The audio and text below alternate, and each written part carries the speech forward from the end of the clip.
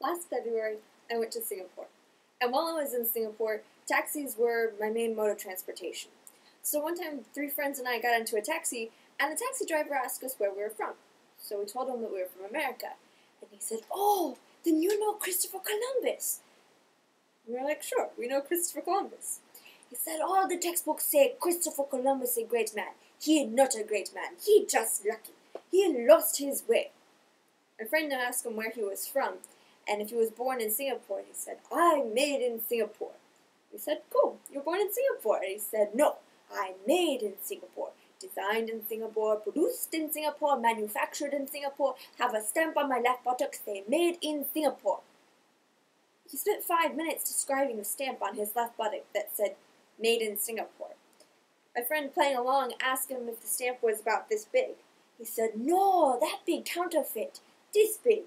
Now on the right buttock, that mean imported. China, Thailand, Korea, imported. So if you want to know where someone is from, just roll down their pants, and on the left buttock, made in Singapore, if this big, counterfeit. Right buttock, imported."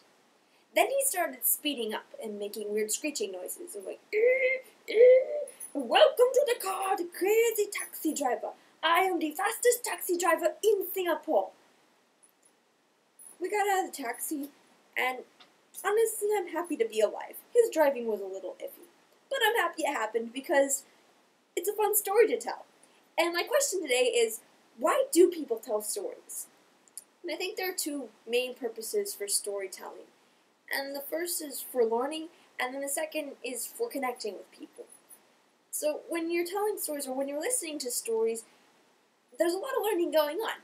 I mean, first you can learn about the storyteller, and there are some stories where there's not a lot of deep meaning to pull out of the story itself. But you can pretty much always learn about the storyteller, learn what they think about, what's funny to them, or what activities they participate in. Anthropologists use it all the time to study whole people groups, what sort of things that the culture values, or what sort of things that the culture does. And then, apart from the storyteller, you can learn from the story itself. And I think that's where the value of history comes in, since it's just a big story. And then I was reading Psalm 105 the other day, and it was really exciting because basically it was David telling a story.